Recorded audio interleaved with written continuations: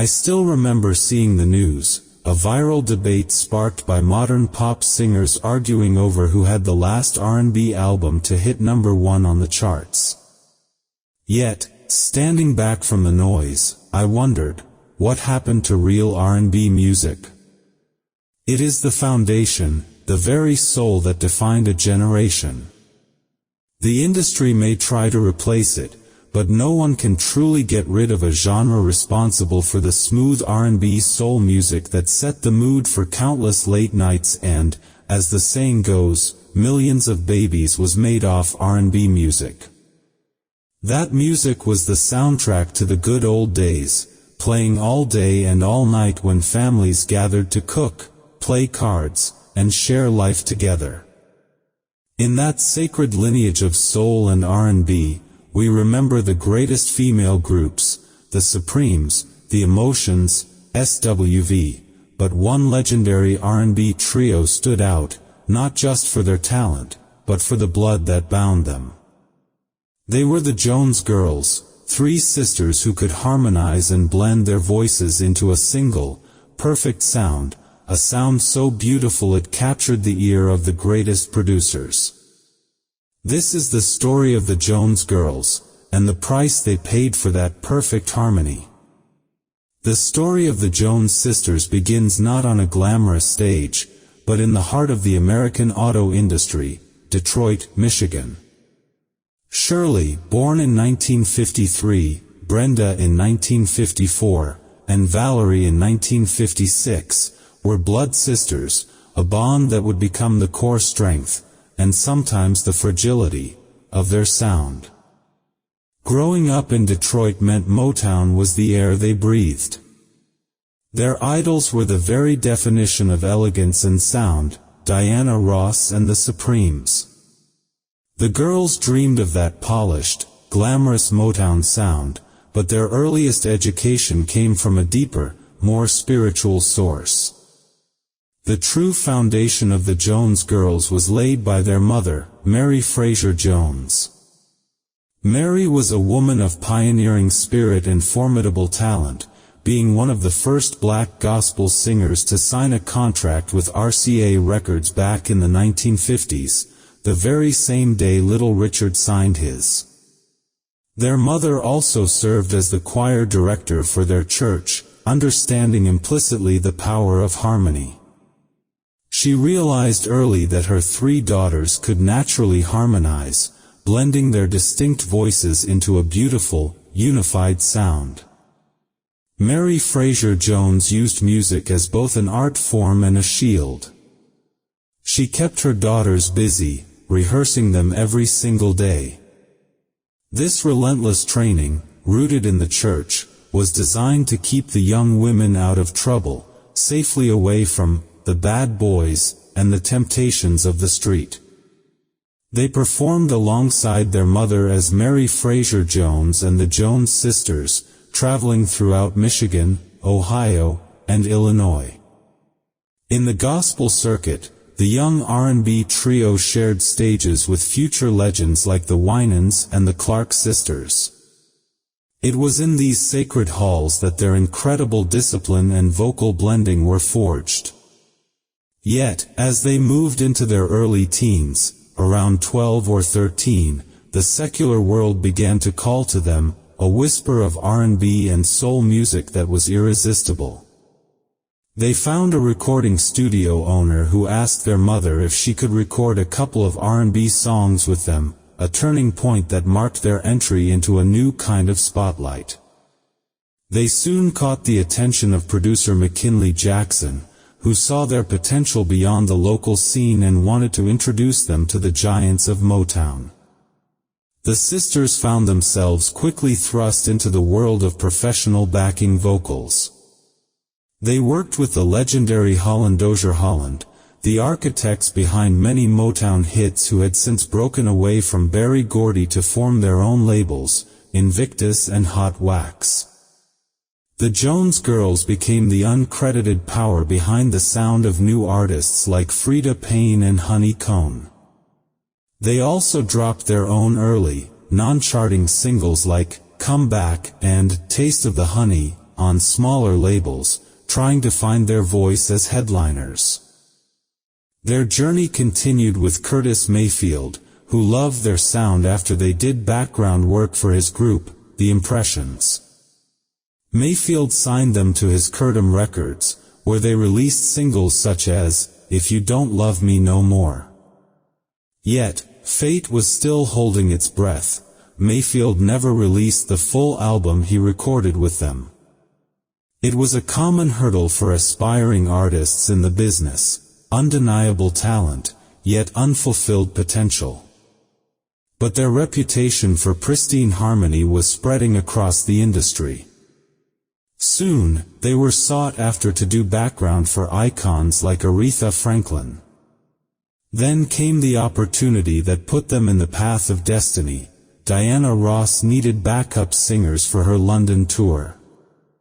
The Jones Girls auditioned, and when Diana Ross heard them harmonize, she was immediately blown away, hiring them on the spot. Working with the legendary Diana Ross was invaluable training. They were up close with the royalty they had admired in Detroit. But Ross, a seasoned star, knew instantly that her backup singers were too good to stay backup singers. She predicted that it was only a matter of time before someone offered the sisters their own record deal. And she was absolutely right. Destiny was waiting just around the corner in Philadelphia, preparing to give this Detroit R&B trio their rightful place in the world of Philly soul. The moment of destiny arrived in Philadelphia. The sisters were on tour with Diana Ross, performing at a show in Philly, and among the audience were the undisputed architects of soul music, Kenneth Gamble and Leon Huff. Gamble and Huff, the founders of Philadelphia International Records, PR, were actively looking for a female vocal group after a falling out with their previous group, the Sweethearts. They were supposed to be watching Diana Ross, the headliner, but their attention was irresistibly drawn away from the superstar. Diana Ross, with her innate star quality, often used her costume changes as a moment for the Jones Girls to shine. While she was backstage, the sisters, Shirley, Brenda, and Valorie, would take center stage and sing. Gamble and Huff were not just impressed, they were utterly captivated by the flawless, unified blend of the trio's voices. They quickly realized that the talent they sought wasn't the star on stage, but the powerful force behind her. Right after the show, Gamble and Huff offered the Jones Girls a contract to sign with PR. This was their moment. They officially changed their name from the Jones Sisters to the Jones Girls and stepped into a new pantheon of R&B legends, becoming instant fixtures in the famed Philly soul sound. They joined a roster of titans including the O'Jays, Teddy Pendergrass, Billy Paul, and Patti LaBelle. Their journey at PR began, ironically, with more background work. The sisters were so skilled, they became the go-to vocal foundation for other artists until Gamble and Huff felt their time was truly right. Finally, in early 1979, the sisters released their self-titled debut album. The album soared on the strength of a single track that defined their sound and cemented their place in history, You Gonna Make Me Love Somebody Else. The song exploded, hitting number 5 on the soul singles chart, climbing to number 12 on the disco chart, and achieving a rare feat for a soul record at the time, reaching number 38 on the highly competitive Billboard Hot 100. The single sold over 1 million copies, certifying the album gold. This established them instantly as one of the most dominant female R&B acts, a premier R&B trio whose voices could not be denied. The sheer power of that debut hit is felt even decades later. Modern hip-hop producers still turn to it for inspiration. Jay-Z famously sampled the song for his track, The City Is Mine, featuring Blackstreet, on his In My Lifetime, Volume 1 album.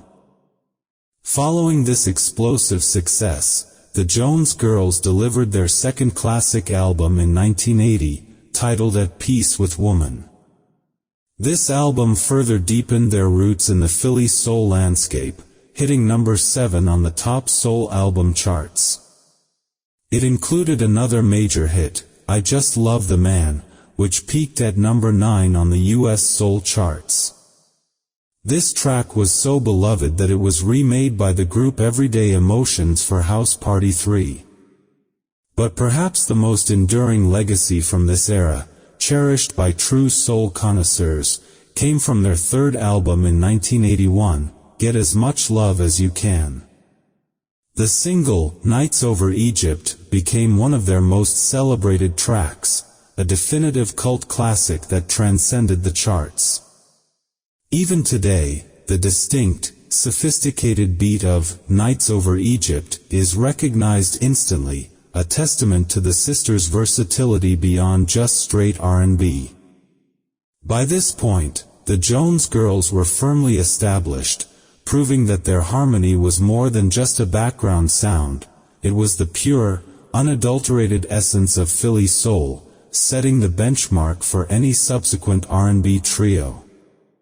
They had found their unique space, transitioning from Detroit church singers to international stars under the masterful direction of Gamble and Huff. But the music business is rarely a fairy tale, and the pressure of fame, combined with the tumultuous nature of the industry, soon began to fracture the foundation they had so carefully built. The brilliant success of the Jones Girls masked a turbulent reality beneath the polished Philly soul surface. By 1981, after releasing 3 classic albums, the sisters reached a major impasse with Gamble and Huff. The contract for the R&B trio was up, and they decided not to re-sign, citing persistent disagreements over the financial side of the business. In a bid to control their destiny, they signed with RCA Records and released the album on Target. However, this album introduced a radically different sound than what fans were used to, and it failed to gain traction on the charts. To make matters worse, Gamble and Huff, seeking to capitalize on the sisters' continued popularity, confusingly released an album of unreleased material titled Keep It Comin' at the exact same time. This former material actually outsold the sisters' new RCA album, causing market confusion and deep frustration. The momentum was lost, and the sister act decided to take a much-needed break. Brenda moved to Atlanta, and Valorie briefly pursued college. But the story of the Jones Girls was far from over. Eldest sister Shirley Jones returned to Gamble and Huff, but this time as a solo artist. Her gamble paid off dramatically in 1986 with her album Always in the Mood. The lead single, Do You Get Enough Love, shot straight to number 1 on the U.S. R&B charts for 2 weeks. The album was not just a domestic success, it was massive overseas, particularly in the UK, reaffirming the enduring connection the Jones family had with international soul music lovers. Yet, behind the beautiful harmonies and solo stardom lay a dark, unspoken truth. A book exploring the record industry later referred to the Jones Girls as the most dysfunctional group in soul music at the time. The intense pressure of the industry, the relentless touring, the financial disputes, and the constant demand for perfection, had taken a devastating toll on the 3 sisters. The music became a cover for deep personal struggles. The account revealed that Valorie battled a crippling pill problem, and Brenda struggled with a dependency on alcohol. The unity of the R&B trio, which sounded so perfect on hit records like You Gonna Make Me Love Somebody Else, could not protect them from the harsh realities and temptations that often haunt musical brilliance. After a brief reunion to release an album in the UK in 1992, the dream of a full comeback was tragically shattered. On December 2, 2001, Valorie Jones, the youngest sister, passed away at the age of 45. While the specific cause of death remains officially unclear, it is believed to have been related to the struggles with alcoholism and depression that she faced in her life. The silent, internal suffering of the once high-flying artist was suddenly made public. The passing of Valorie was the final note for the Jones Girls as an active trio. In the aftermath, Shirley Jones became the steadfast torchbearer of the family legacy. She continued to perform, keeping the sacred sound of Philly soul and the name of her sisters alive. But the grief and the hardship were far from over, and more tragedy would strike the family in the years to come. The passing of Valorie Jones meant the permanent end of the powerful vocal blend of the Jones Girls as the world knew them. Yet, the family tragedy was not finished. After Valorie's death, Brenda Jones dedicated herself to raising Valorie's son and briefly faced personal hardship, including a period of homelessness before regaining her footing. Then, heartbreak struck again. On April 3, 2017, Brenda Jones, the middle sister, was tragically killed at the age of 62. She was attempting to cross a street in Wilmington, Delaware, when she was struck by multiple vehicles. The shock of losing two-thirds of the iconic R&B trio to such devastating circumstances was a stark reminder of the fragile lives behind the glamorous music. Despite the personal turmoil and the fact that their commercial peak as an R&B trio was relatively brief, their influence on the American music landscape remains profound. The Jones Girls set a standard for sister groups with their innate, flawless vocal synchronization, paving the way for acts like SWV, Total, and TLC. Their signature hits continue to resonate and are woven into the fabric of modern R&B and hip-hop. The defining record, You Gonna Make Me Love Somebody Else, has been perpetually sampled and covered, securing its place as an enduring classic that transcends genre. Furthermore, their tracks were continually revisited by other artists. The group Xscape had a major hit covering Who Can I Run To, and Everyday Emotions brought I Just Love the Man to a new generation. Beyond the American charts, their sound achieved legendary status overseas. The sisters held a powerful connection with soul music fans in the UK, a connection so deep that the UK became the primary market for later releases and solo work by Shirley Jones.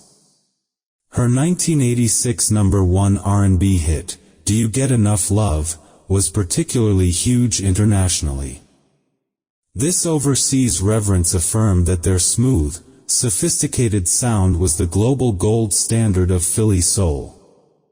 The legacy of the Jones Girls is a dual one, a beautiful testament to the power of sisterhood and the perfect R&B vocal blend, tragically contrasted with the harsh realities of the music business and personal suffering. It is a story of incredible musical contribution, carried forward now solely by Shirley Jones, the enduring pillar of the family's melodic history. The story of the Jones Girls is more than a tale of hit records. It is a profound lesson about the nature of a bond that was both musical and familial. They were the epitome of the classic R&B trio, proving that a sisterhood of blood could create a harmony more powerful than any studio arrangement. Their definitive work under the Philly soul banner, particularly the timeless groove of You Gonna Make Me Love Somebody Else, remains the gold standard for vocal sophistication and emotional depth. The loss of Valorie in 2001 and Brenda in 2017 casts a shadow over their glittering catalog, reminding us that even the most beautiful music can hide immense personal struggle with addiction, depression, and the harsh randomness of fate. Their struggle against the industry's pressures and personal demons, the silent burdens they carried, make their triumphant music even more haunting and resonant. They did not win every fight, but the dignity and heart they poured into every note still echo across the decades. Today, the responsibility of preserving this magnificent legacy rests with Shirley Jones. She is the last voice of that original, perfect R&B trio, continuing to perform and keep the Philly soul flame alive. Her enduring career, highlighted by her own #1 hit, demonstrates the resilience required to survive in a challenging industry. Shirley has hinted that the complete, untold story of the Jones Girls may soon be featured on the acclaimed music series Unsung, finally bringing full recognition to their contributions and addressing the lingering questions about their lives. We must honor the sisters not just by listening to the hits, but by supporting Shirley Jones as she carries their banner. Download and stream their music, and remember the warmth and truth those three voices brought into our lives.